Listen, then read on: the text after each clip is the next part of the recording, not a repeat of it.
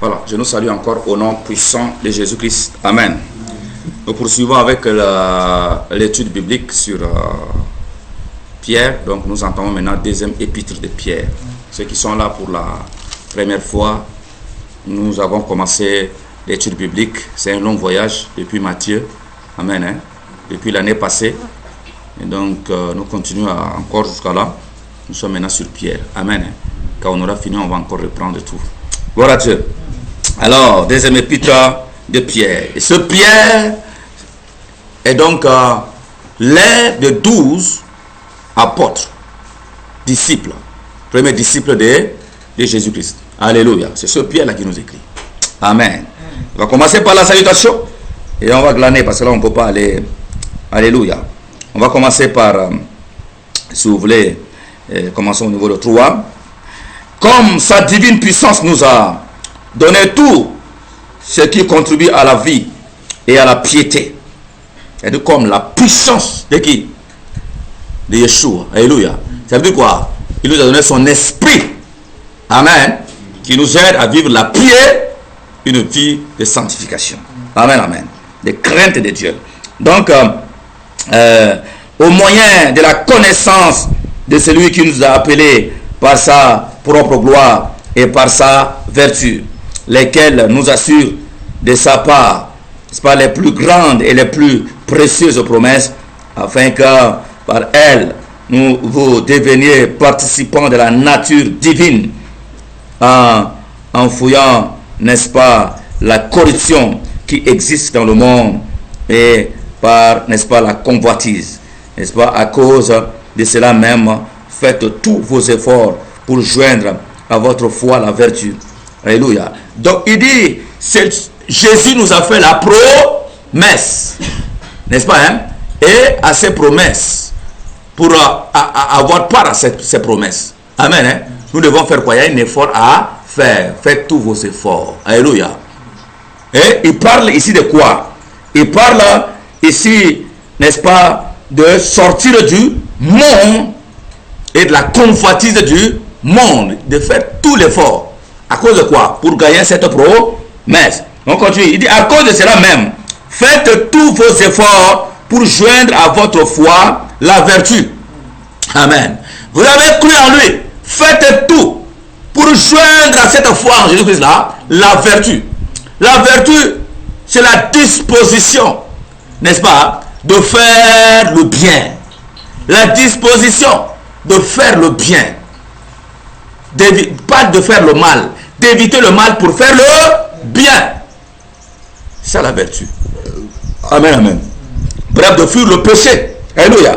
Donc, à votre foi en Jésus-Christ là, vous avez cru en lui là, n'est-ce pas, hein?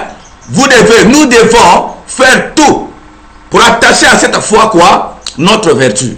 C'est-à-dire le fait qu'on n'aime pas le mal. On pratique le bien. Alléluia. On continue, le bien. Et à la vertu la science, donc la connaissance.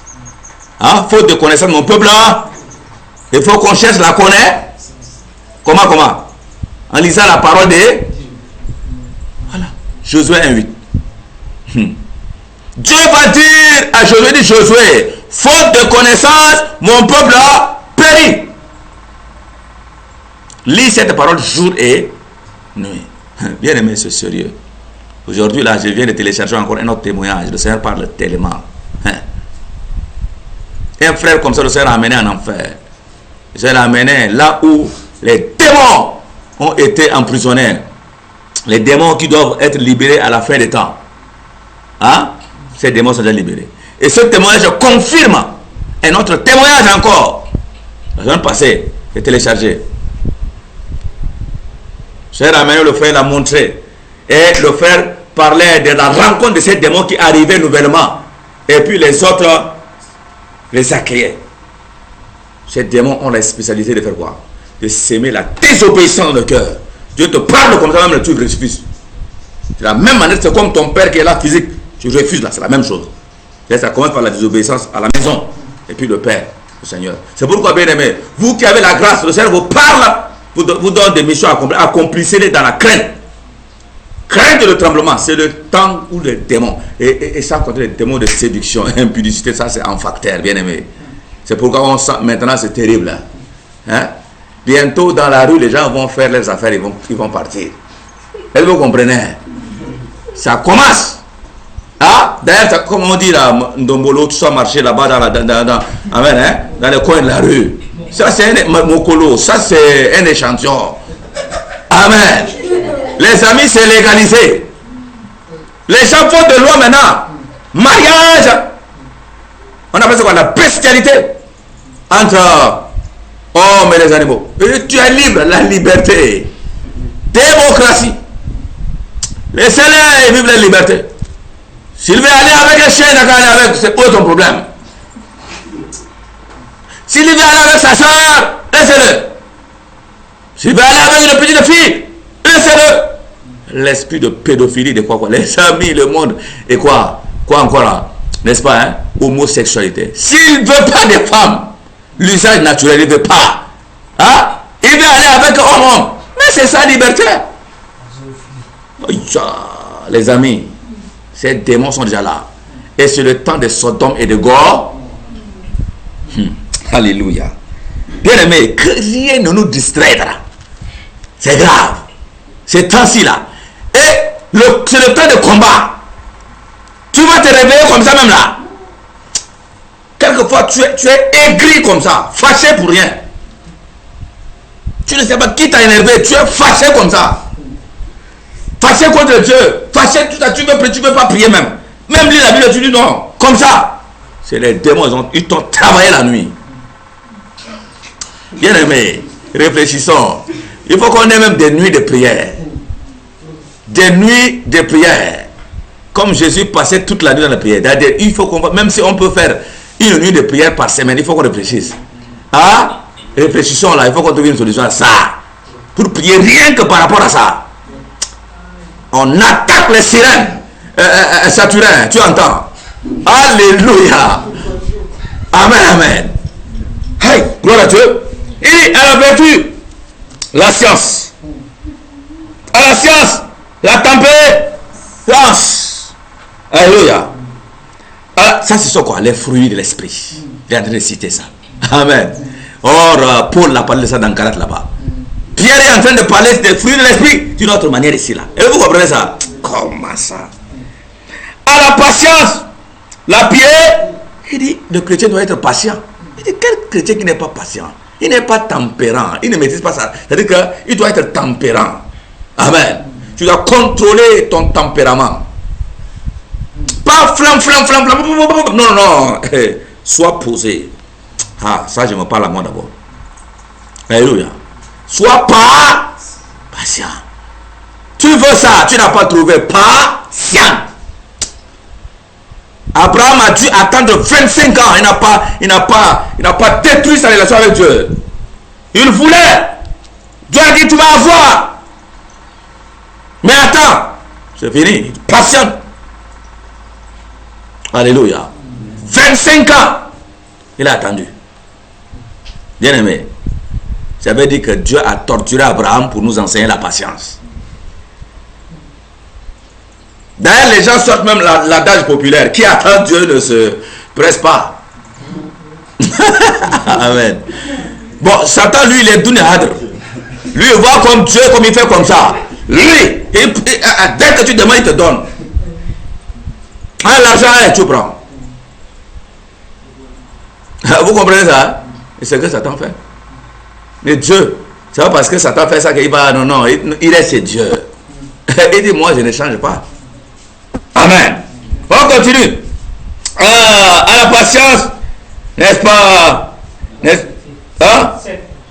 À la piété, l'amour fraternel. À l'amour fraternel, la charité. L'amour, c'est la même chose. Charité, amour, c'est la même chose. Amen. Hein?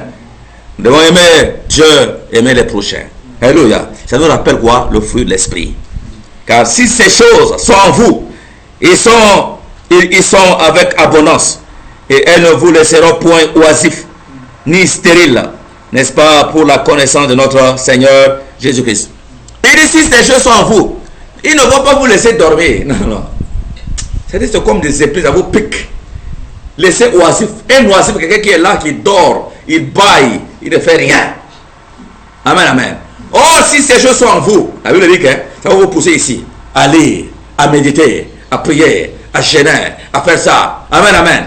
Même s'il n'y a pas de travaux, tout ça, tu as toujours un travail, tu as vu à côté, tu es là, amen. Soit tu te reposes, tu dors, tu te réveilles, tu fais, amen. Tu fais l'œuvre du Seigneur.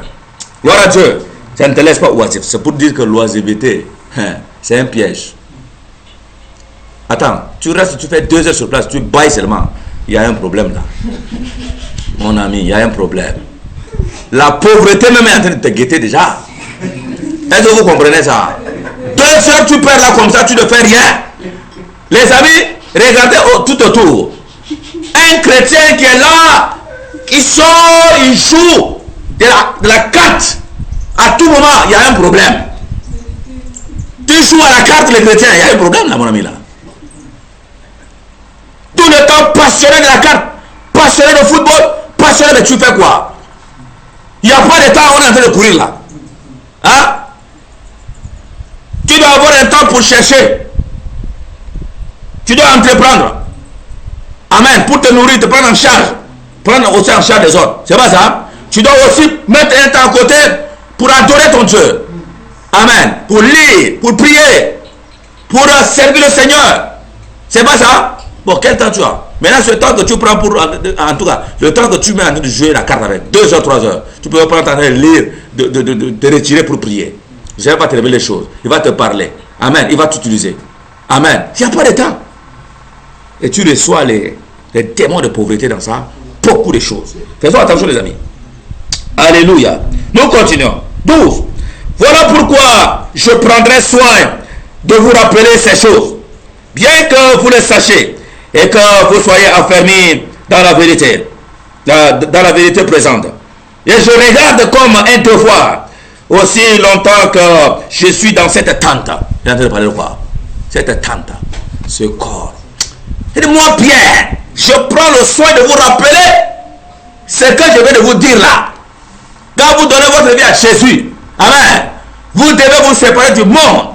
Vous devez vous séparer de la convoitise du monde. Vous devez, n'est-ce pas, être pied, n'est-ce pas, joindre à votre foi la piété, l'amour, alléluia, quoi encore? Amen, hein? La tempérance, la patience, vivre une vie de sanctification, toutes ces choses. Il dit, moi, Paul, aussi longtemps que je vais être encore dans cette chair et dans cette tente, je vais toujours vous rappeler ces choses. Même si vous le savez déjà, je me fais le devoir de vous rappeler jusqu'à la fin.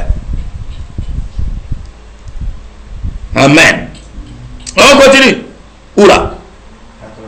14 maintenant. Amen. De vous tenir en éveil. Amen.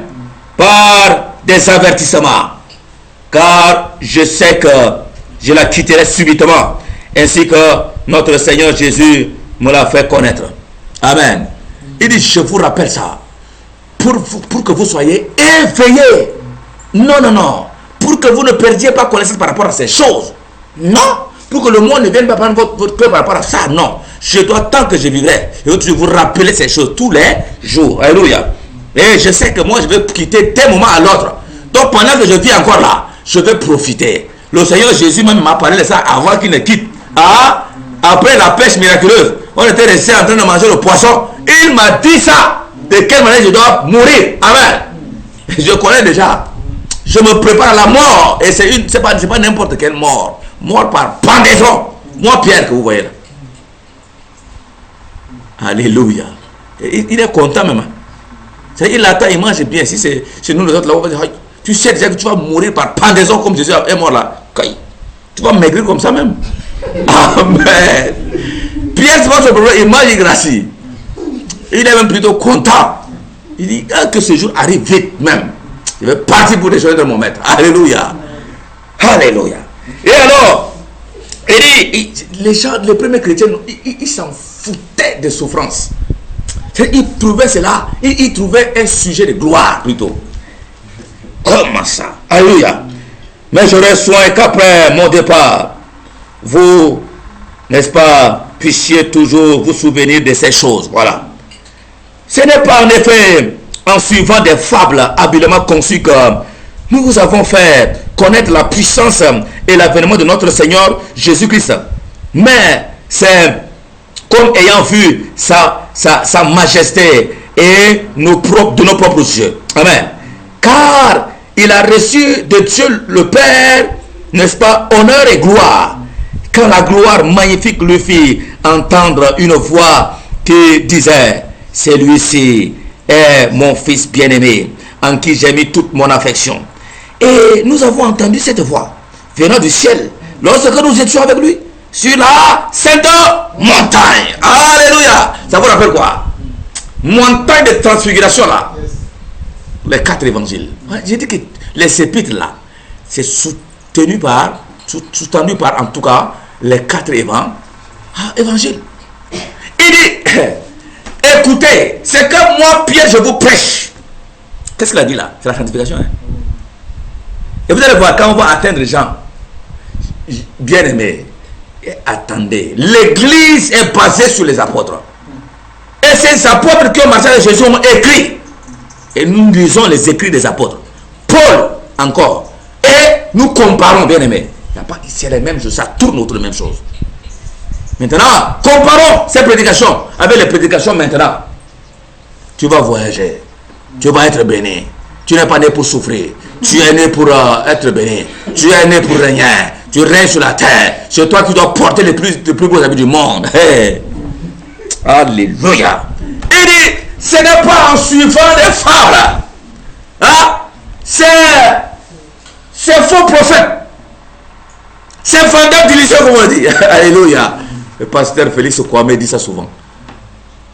Il dit, ce n'est pas en suivant ces gens-là que nous, on vous a prêché. Ce ne sont pas les paroles qu'on a reçues de ces gens. Non. C'est que nous, on vous prêche. On a reçu ça, on a entendu de lui-même.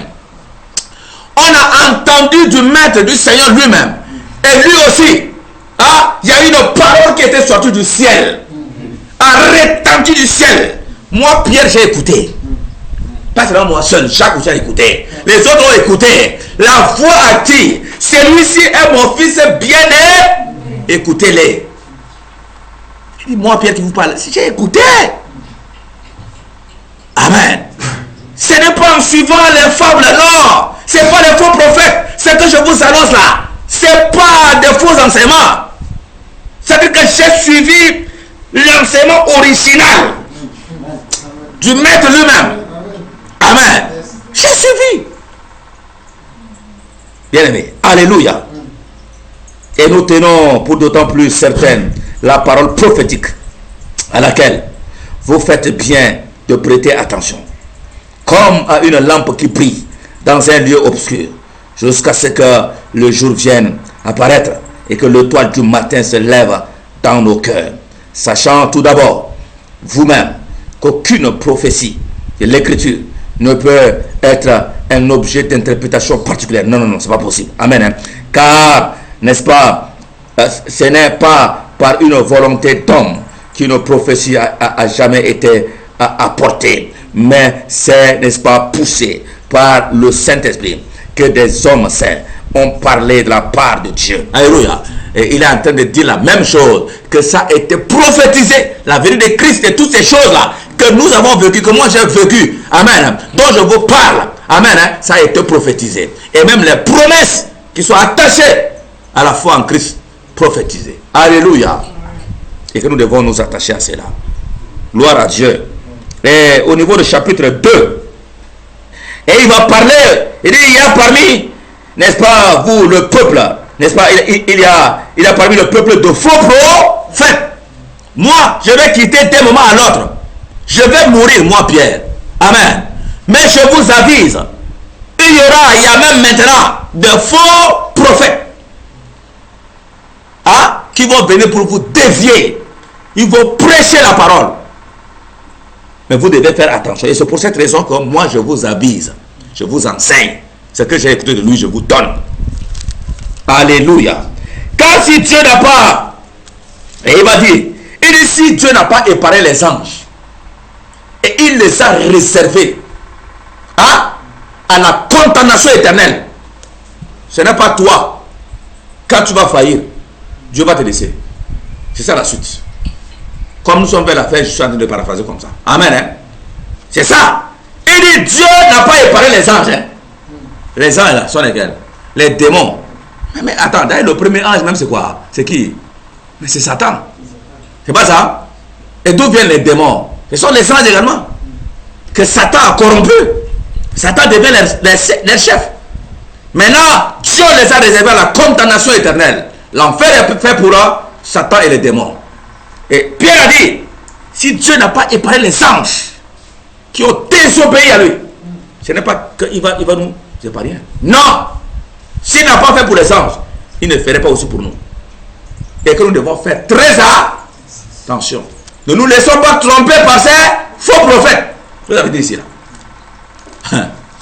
Amen. Et il dit, ce faux prophète-là, leur condamnation également est arrêtée. La suite, quand on continue, c'est la même chose. Alléluia. Et donc, on tend vers la fin. On vient au niveau 17. Amen. Hein? Ces gens-là sont des fontaines sans eau. Lesquelles? Les faux pros sont des fontaines sans eau. Des lieux que chasse un tourbillon. L'obscurité des ténèbres leur est réservée. Et ce sont des fontaines sans eau. Il n'y a pas de l'eau. Ce qu'ils donnent là, c'est le bruit de fontaine. Il n'y a pas d'eau dedans. C'est pourquoi, bien aimé, tu vas être dans une église de faux prophètes. Tu vas être dans un groupe de faux prophètes. Tu vas suivre même à la télé ces enseignements. Toute la semaine, tu ne retiens rien. 2 heures du temps, il est en train de parler. Qu'est-ce que tu retiens? Si ce n'est que tu vas voyager, si ce n'est que tu vas avoir un mariage, si ce n'est que tu vas avoir un boulot, il y a quoi? Il n'y a rien, il n'y a rien. Fontaine. Il n'y a rien. Fontaine vide, il n'y a pas de l'eau. L'eau, c'est la parole, bien aimé. Il n'y a pas la parole. C'est que tu entends. Non, il n'y a rien. Alléluia. Il dit ces gens-là, c'est des fontaines. Fontaines vides comme ça, il n'y a rien. Alléluia. Et au niveau 19, il dit, car chacun est esclave de ce qui a triomphé de lui. Qu'est-ce qui triomphe de toi? Qu'est-ce qui triomphe de moi? Si c'est le mensonge, je suis esclave de mensonge. Si c'est le vol, je suis esclave de vol qui a triomphé de moi. Hein? Si c'est la fornication, je suis esclave de la fornication qui triomphe de moi. Alors que ce soit moi qui triomphe sur la fornication, c'est la fornication qui triomphe sur moi. Quiconque est esclave de ce qui triomphe de... C'est pourquoi dans Jean 8, 32 ou 34, Jésus a dit, quiconque pêche est esclave du péché. Et on comprend maintenant que Jésus est venu pour nous délivrer de quoi? L'esclavage du péché. Et c'est absurde que nous qui sommes délivrés, nous répartions encore dans le péché pour vivre dans le péché de fornication, de mensonges, de toutes ces choses. Mais nous adorons Dieu comment? Si nous vivons dans le péché, c'est que nous adorons le diable. C'est le diable qui est content plutôt. Amen. On va voir dans un temps les fils de Dieu, le fils de diable. Alléluia. Vous savez, on reçoit les attaques beaucoup ici là, pour rien, pas pour rien. Parce que là, souvent, l'Esprit de Dieu, souvent, il révèle sur la... C'est le même message. Et si seulement c'est des messages préparés, Chantal allait dire, oh, mais il vient tout le temps sur le même message. C'est pas ça. On a bien fait de commencer l'étude biblique, chapitre par chapitre. Et on est obligé de parler de même chose. Mais c'est la Bible qui parle de même chose, oui ou non? Ça tourne. Pour que personne ne dise que non, mais dans ce groupe-là, il est là seulement le message qui prépare là. Non, on vient, l'étude biblique. Personne ne prépare rien. On vient seulement. Alléluia. L'Esprit de nous enseigne sur place. Et on lit. Et on comprend. Continuons pour finir là. Alléluia. 20. En effet, si après s'être, écoutez les conclusions, si après s'être retiré des souillures du monde, par la connaissance du Seigneur et Sauveur Jésus-Christ, il s'y engage, si il remplace le monde, hein? N'est-ce pas? Hein? Il s'y engage de nouveau et sont vaincus. Leur dernière condition est pire que la première, car mieux valait pour eux n'avoir pas connu la voie de la justice, de la sanctification, que de se détourner après l'avoir connu du saint commandement qui leur avait été donné. il leur est arrivé ce que dit un proverbe vrai. Le chien est retourné à ce qu'il avait vomi. Et la truie, c'est-à-dire le cochon, amen, lavé, s'est vautré encore à nouveau dans la bourbière. Dans le bourbier. Et Pierre est en train de parler des faux prophètes. Faux prophète, c'est qui? Quand je dis faux prophète, tu es en train de voir quelqu'un avec cravate, costume, avec une grosse Bible en main. Non, non, toi, moi, ça faux prophète. Toi qui ne prêches plus la vérité, tu es un faux pro. Toi qui dis que non, non c'est bon, c'est des menteurs. Tu peux être chrétien et tu peux porter les rouges à lèvres, tu peux utiliser les rouges à lèvres, tu peux utiliser les perruques, tu peux utiliser les vernis, tu peux utiliser les boucles d'oreilles, tu peux. Un faux prophète, fausse prophétesse. Regardez, ce que je fais là, je suis un prophète. Vous comprenez ça? L'enseignement, quelqu'un qui enseigne, c'est un prophète, au sens large du terme. Et vous comprenez ça? Quiconque parle de Dieu aux gens, c'est un prophète. Comprenez dans ce sens, hein? Faux prophète, c'est quelqu'un qui n'enseigne plus la vérité. Et donc, il enseigne le mal. Et donc, il sert à ça. Le père de mensonges. Et la Bible dit, il leur est réservé. D'abord, avant de dire ça, la Bible dit quoi? La Bible dit que, c'est-à-dire que, après s'être retiré des souillures du monde, de la mauvaise façon de vivre du monde, un temps ils ont quitté même les habillements étaient des habillements décents, ne portaient même pas de parures, toutes ces choses, vivaient une vie de sainteté.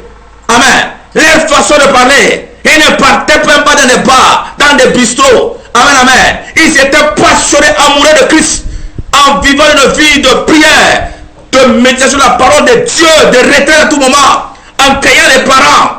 Servez le Seigneur, venez avec zèle, avec précipitation, crainte devant Dieu. Mais un temps, refroidissement, n'est-ce pas, hein? Ils finissent par faire comme le monde. Repartent dans le monde. Ça, c'est pas Dieu. Non, non, non, je dois repartir dans mes façons de t'habillement comme les autres. Non, non, non, non, non. Ce que les gens prennent là-bas, c'est pas vrai. Amen, amen. Ils repartent dans le... Ils sont sortis du monde, dans les façons du monde. Ils repartent encore dans ces choses. Vous avez dit ici, là. Et Pierre dit, ces gens-là, toi qui vis une vie de piété, de sanctification, une vie amoureuse avec Christ, en passant le temps d'intimité avec lui, le temps de méditer de la parole, le temps de l'étude biblique, le temps de prière. Et toi, n'est-ce pas, qui servait le Seigneur, qui aimait le Seigneur, qui craignait le Seigneur, un temps tu as lâché. Amen. Tu fais comme les gens du monde. Tu deviens un chrétien moderne. Amen. C'est ça. La Bible dit, tu as formé la fornication, tu es reparti encore dans la fornication. Parce qu'on te prêche, non, non, un chrétien moderne. Dieu même sait que non. Notre temps maintenant, là, sans petit ami, hein, sans petit ami, ça ne peut pas marcher. Tu peux être un chrétien et vivre une vie également à l'aise avec les petits amis. Il n'y a pas de problème. C'est quand tu as plusieurs amis d'abord, c'est un péché là. Hein, tu peux avoir une seule amie ou un seul petit ami. Il n'y a pas de problème. Alléluia. J'ai suivi à la télé un prophète, quelqu'un a dit, hein, et non, le Dieu qui prêchait. Il dit, Jésus même a péché. C'est quel blasphème? Il y a un problème là. Je l'ai écouté, on a dit ça. Jésus a péché. Jésus était comme tout le monde. Et il péchait comme faible, comme nous l'avons ça. Péché aussi. Ça, c'est pour la première fois d'écouter ça. Hein. Je ne dis pas son nom, le gars là. Amen. Peut-être qu'il a dit ça par inadvertance ou bien c'est sorti comme ça, je ne sais pas. Hein. C'est terrible, mais moi j'ai écouté comme ça.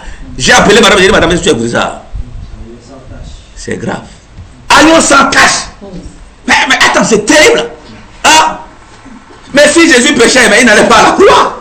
Il n'allait pas mourir même pour nous. Comment? Dieu. Amen, amen. Il dit, c'est lui qui répare encore dans la vie de péché. Celui qui se déconnecte de Dieu pour aller dans le monde, il est comme un chien qui, après avoir vomi, repart pour manger le vomissement. Ah, comme ça tu vomis, n'est-ce pas, hein? Il repart pour manger ça. Tu as vomi hier le mensonge. Tu es dans le mensonge. Après, 3 mois après, toi qui as vomi la fornication, tu as dit bye bye avec les garçons, bye bye avec les filles. 3 mois après, tu ne peux pas supporter parce que la chair est là. Et Jésus te dit, prends ta croix et pas. Tu dois souffrir, mon ami. Il y a un effort à faire, la vie chrétienne a un effort. Si tu penses que chrétien, et tu es là, chrétien, tu t'habilles, tu es à l'aise, rouge. Excusez-moi, je reviens toujours sur ça. Hein. Des maquillages à outrance. Au talon, au pantalon, serré, tout ça a marché. Chrétien moderne.